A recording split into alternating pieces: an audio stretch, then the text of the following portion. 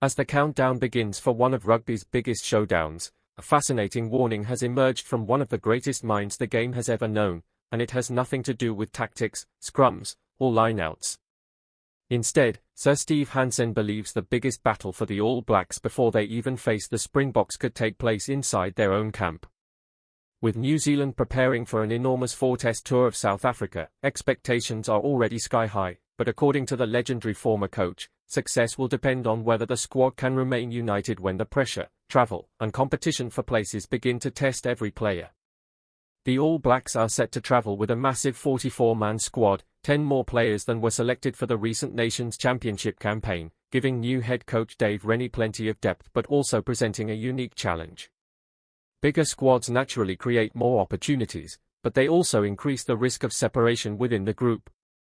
With test matches on one hand and midweek tour games on the other, players can easily find themselves divided into different groups, creating an atmosphere where some feel closer to the main team while others feel left behind. That is exactly the situation Sir Steve Hansen wants the All Blacks to avoid.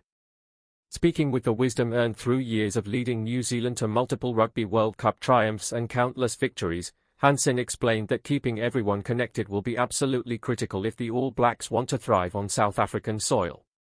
He compared the tour to a British and Irish Lions expedition, where large squads often face the difficult task of balancing individual ambition with collective purpose. While some players will almost certainly feature in the biggest test matches against the Springboks, others will be asked to prove themselves in the Tuesday fixtures, but according to Hansen, every single player must still feel like an equal part of one united team.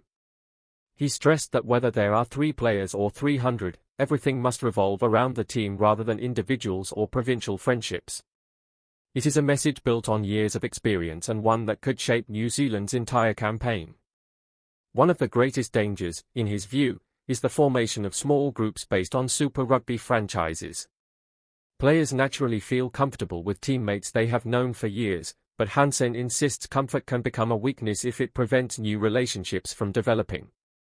He warned against the creation of Little Hurricanes, Crusaders, or Chiefs groups inside the national camp, reminding everyone that once the black jersey is pulled on, provincial loyalties must disappear. Every player has to embrace every teammate, regardless of where they come from or how many caps they have earned. It is a philosophy that helped define the All Blacks during one of the most successful eras in rugby history, and it is advice that remains just as relevant today. The challenge becomes even greater because the upcoming tour will place players under enormous physical and mental pressure. Traveling across South Africa, preparing for different opponents, adapting to new environments, and dealing with intense public attention can slowly wear down even the most experienced professionals. That is why Hansen believes leadership away from the field is just as important as leadership during the 80 minutes of rugby. The experienced players, he says, have a responsibility to make younger teammates feel welcome from day one. Instead of allowing rookies to find their own way, senior stars should actively include them in conversations, meals, meetings, and social activities. Those simple gestures can transform confidence levels and create an environment where every player feels valued. Another key figure expected to play a huge role is Gilbert Inoka, the respected leadership and mental performance coach who has returned to the All Blacks setup under Dave Rennie. Inoka has long been regarded as one of the architects behind New Zealand's remarkable culture during their World Cup winning years in 2011 and 2015. His work has always focused on building trust, strengthening communication, and encouraging players to grow as leaders both on and off the field. According to Hansen, Inoka has a unique ability to identify players who may struggle socially and gently encourage meaningful interactions. Sometimes, all it takes is suggesting a few questions to start a conversation with someone new. Those small moments can develop into lasting friendships that ultimately strengthen the team when the pressure reaches its highest point.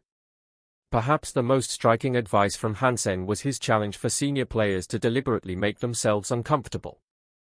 Rather than sitting with the same teammates at every dinner or spending every free moment with familiar faces, veterans should actively seek out new conversations and different company.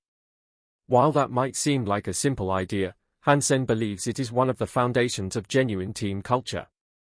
Growth rarely comes from staying inside familiar routines, and if the leaders are willing to step outside their comfort zones, younger players will quickly follow their example.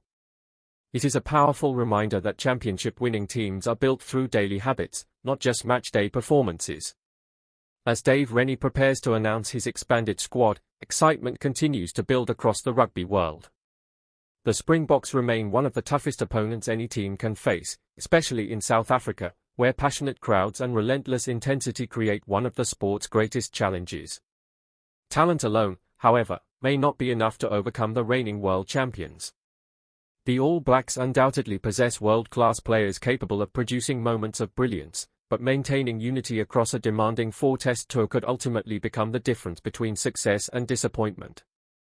Every training session, every team meeting, every shared meal, and every conversation will contribute to building the culture needed to compete at the highest level. As the All Blacks prepare for one of the most demanding tours in modern rugby, a powerful message from legendary former head coach Sir Steve Hansen has sparked widespread discussion across New Zealand and South Africa. Surprisingly, his biggest concern has nothing to do with the Springboks' famous physicality, their dominant scrum, or the intimidating atmosphere waiting inside packed South African stadiums. Instead, Hansen believes the greatest challenge could come from within the All Blacks camp itself. With a 44-man squad set to travel to South Africa for an unforgettable four-test tour, the former World Cup winning coach has warned that keeping every player united, motivated, and connected will be just as important as selecting the right starting 15. It is a reminder that rugby's biggest battles are often won long before kickoff, in meeting rooms, training fields, hotel dining halls, and the everyday moments that shape a team's culture. The upcoming tour represents a new chapter under head coach Dave Rennie, who is preparing for his biggest assignment since taking charge of the All Blacks. The expanded squad offers exciting opportunities for emerging stars while providing valuable depth against the back-to-back world champion Springboks. But with opportunity comes complexity. Unlike a standard international window, this tour will feature both test matches and midweek fixtures, meaning some players will spend most of their time preparing for blockbuster clashes while others focus on proving themselves in developmental matches. According to Sir Steve Hansen, that split creates one of the biggest dangers any touring side can face: the emergence of invisible divisions within the squad. Speaking on the Rugby Unity podcast, Hansen explained that when a team becomes large enough to require separate buses, different schedules, and different match preparations, it becomes easy for players to feel as though they belong to separate teams rather than one united All Blacks family. That, he believes, is precisely what New Zealand must avoid if they hope to succeed in South Africa. Drawing comparisons with the famous British and Irish Lions tours, Hansen acknowledged that different groups naturally emerge during long campaigns. Test players often receive greater attention, while those selected for midweek matches can sometimes feel like supporting acts rather than equal contributors. Over time, that perception can slowly affect confidence, motivation, and ultimately team chemistry. For Hansen, preventing that mindset is one of the coaching staff's most important responsibilities. He insisted that whether there are 3 players or 300, the focus must always remain on one identity: the All Blacks. Every player must understand that they are contributing to the same mission, regardless of which jersey number they wear on match day. That philosophy helped define New Zealand's golden era under Hansen, and he believes it remains just as relevant today. Throughout his coaching career, Sir Steve Hansen built teams that were admired not only for their remarkable skill but also for their extraordinary culture. Opponents often spoke about the unity and trust that existed inside the All Blacks environment, qualities that allowed talented individuals to perform selflessly for the collective good. That culture did not happen by accident. It was carefully developed through everyday habits and deliberate decisions designed to strengthen relationships across the squad. Now, with Dave Rennie overseeing a fresh generation of players, Hansen believes those same values must once again become the foundation of success. One of his strongest warnings centered on provincial loyalties. Because many All Blacks have spent years playing together for their Super Rugby franchises, they naturally feel comfortable around familiar teammates. While there is nothing wrong with friendship, Hansen believes comfort can quickly become a problem if players spend all their time within those familiar circles. He specifically warned against allowing small Hurricanes, Crusaders, Blues, Chiefs, or Highlanders groups to form during the tour. Once players enter the All Blacks environment, those provincial identities should disappear. Every player, regardless of age, background, or experience, must feel equally included. According to Hansen, creating those new connections requires conscious effort rather than simply allowing friendships to develop naturally. That responsibility falls especially on the experienced leaders within the squad. Veteran players understand the standards expected of an All Black. They know the pressure, the traditions, and the unique expectations that come with representing New Zealand. Because of that experience, Hansen believes senior players have an obligation to make life easier for newcomers rather than harder. Instead of expecting rookies to fit in on their own, leaders should actively welcome them into conversations, invite them to meals, include them during downtime, and ensure nobody feels isolated.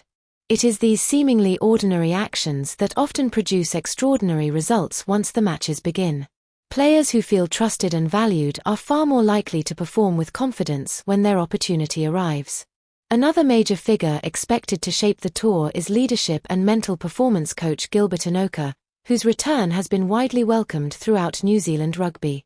Inoka played a central role during one of the greatest periods in All Blacks history, helping guide the team to Rugby World Cup victories in 2011 and 2015 while developing a culture that became famous throughout world sport. His influence extended well beyond mental preparation. He encouraged emotional intelligence, accountability, humility, and genuine human connection between teammates. According to Sir Steve Hansen, Inoka possesses an exceptional ability to identify players who may be struggling to integrate into the group. Rather than forcing awkward conversations, he gently encourages experienced players to reach out by suggesting simple conversation starters or opportunities to connect. Those small interactions often become the building blocks of lasting trust. Hansen also delivered one of his most memorable pieces of advice when discussing leadership. He challenged senior players to deliberately make themselves uncomfortable.